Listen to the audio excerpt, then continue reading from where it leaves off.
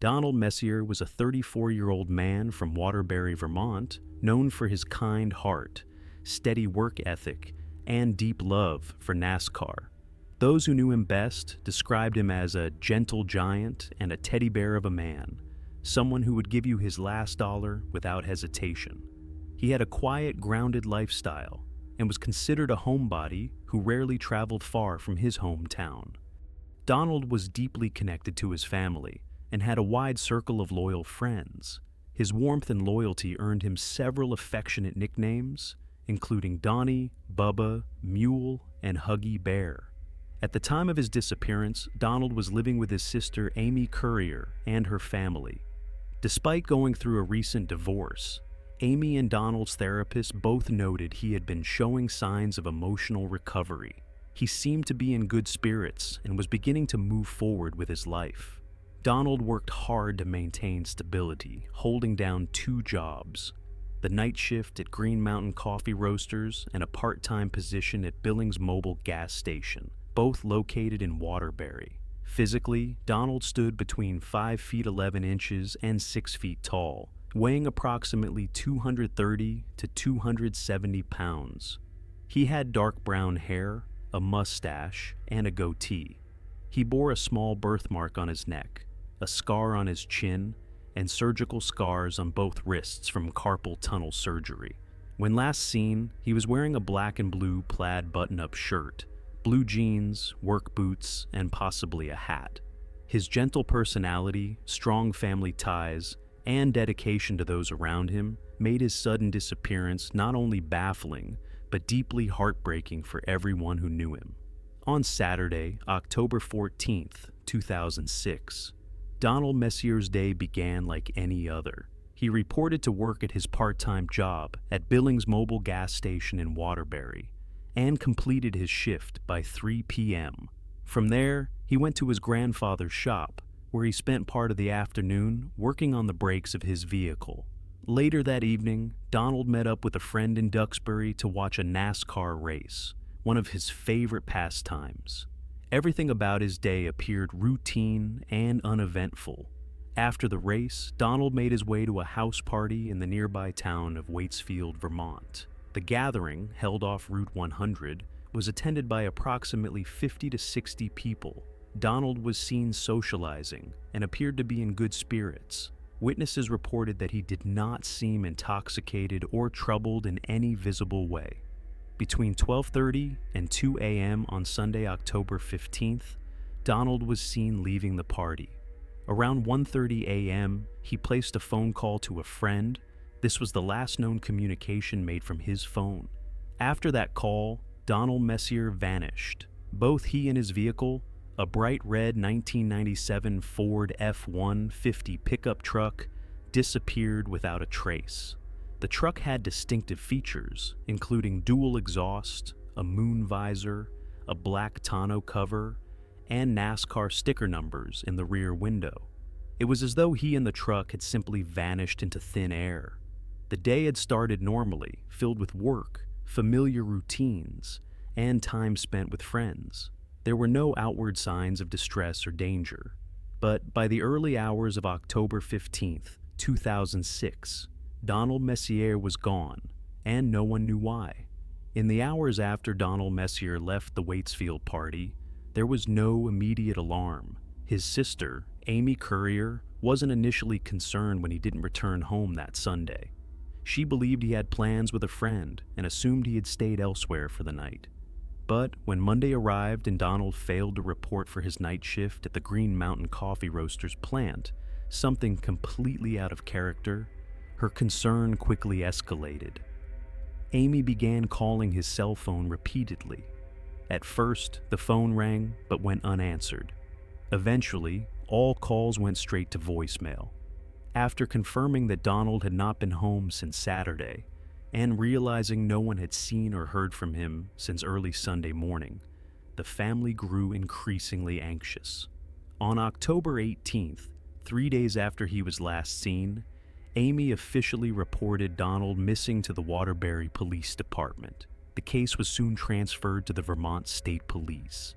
That same day, A press release was issued to inform the public of Donald's disappearance.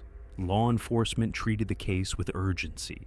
In early November, they followed up with another public notice, this time providing a detailed description of Donald's missing vehicle.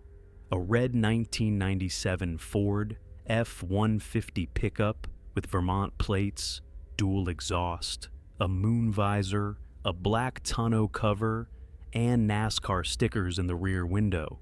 Hikers and hunters were urged to be on the lookout for any sign of the vehicle. Search efforts expanded quickly. Police scoured the Waterbury Reservoir and granite quarries in Barr, looking for possible crash sites or clues. They also monitored Donald's debit and credit card transactions, phone activity, and bank records, but no activity was detected. Despite thorough searches and media outreach, there was no trace of Donald Messier or his truck. The investigation had begun, but without evidence, it faced an immediate wall of silence. The last confirmed sighting of Donald Messier was at a house party in Waitsfield, Vermont, during the early hours of Sunday, October 15, 2006. The party, according to witnesses, Donald appeared to be in a good mood, was not visibly intoxicated, and left the gathering alone sometime between 12:30 and 2 a.m. His last known phone call was made around 1:30 a.m. to a friend. After that, both Donald and his truck disappeared without a trace. Despite the large number of attendees, there has been a lasting and puzzling silence surrounding the events of that night. Few people from the party have spoken publicly, and most have offered little beyond the basic statement that Donald seemed fine. For a community as close-knit as Waitsfield, the lack of participation in search efforts by those who attended the gathering raised red flags for Donald's friends and family. This silence only deepened suspicions as time went on. Donald's close friend Chris, who did not attend the party, expressed concerns that something may have happened that night. Rumors began circulating about a possible altercation linked to a love triangle or the presence of drugs and firearms at the party. While there's no evidence to confirm these theories, Chris noted that Donald, who rarely drank and avoided hard substances, might have become unintentionally involved in something far beyond his control. The partygoers' consistent unwillingness to talk, paired with their absence from the volunteer search efforts, created a troubling contradiction. Though nothing concrete has ever been proven, the combination of silence and rumor has continued to cast a long shadow over the last place Donald Messier was ever seen alive. In the early stages of the investigation, law enforcement considered two primary theories to explain Donald Messier's sudden disappearance. The first centered on the possibility of suicide, driven by emotional distress following his recent divorce. However, this theory was not strongly supported by those closest to him. Both his family and his therapist stated that Donald had been making progress and showing signs of emotional recovery. He was reportedly in good spirits on the day he vanished, which conflicted with any suggestion of suicidal intent.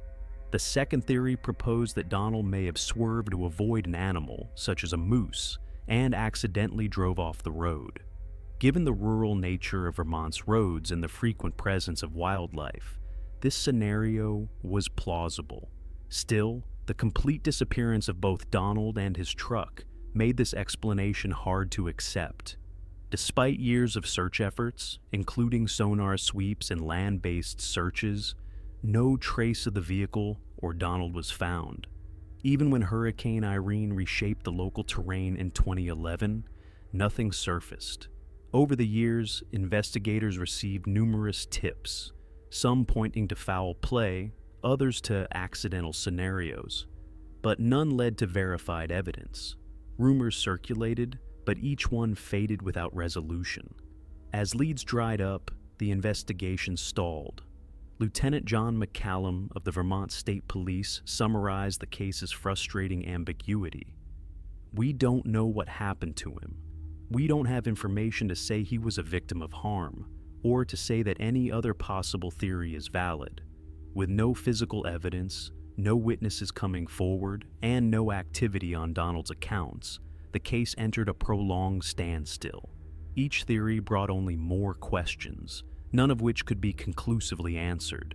Nearly 16 years after Donald Messier vanished without a trace, new momentum arrived through an unlikely source: a volunteer dive team known as Adventures with Purpose. The group, widely respected for their success in solving cold cases using advanced sonar equipment, joined the search in October 2021. That initial effort focused on the Waterbury Reservoir, a large body of water near where Donald was last seen. Despite their thorough scans, the only object recovered was an abandoned boat, a frustrating but not unusual result in cold case dives. Even with the discovery of Donald Messier's truck in the Winooski River, the most pressing questions remain unanswered. The vehicle was found just a few miles from his last known location, yet it went undetected for nearly 16 years, despite multiple searches. How was it missed for so long? Equally puzzling is the silence from those who attended the house party in Waitsfield. In a tight-knit town, it's unusual that so few people have come forward. Rumors of a possible altercation, drug involvement, or a cover-up persist, but no one has offered verifiable information. What really happened that night? Inside the recovered truck, only a few personal items were found: a jacket, snap-shut watch, and glasses, but no human remains. During the truck's recovery, it flipped over, possibly disturbing key evidence. Weeks later, volunteers found a rifle, clothing, CDs, and bone fragments along the shoreline, though it's unclear if the bones were human. Police still can't confirm whether Donald was in the vehicle when it entered the river, or if foul play occurred. His family remains in painful limbo. His case is still listed as an active missing person file, and their hope for answers hasn't faded. 16 years later, one truth remains: someone knows what happened. Until they speak, the mystery of Donald Messier endures.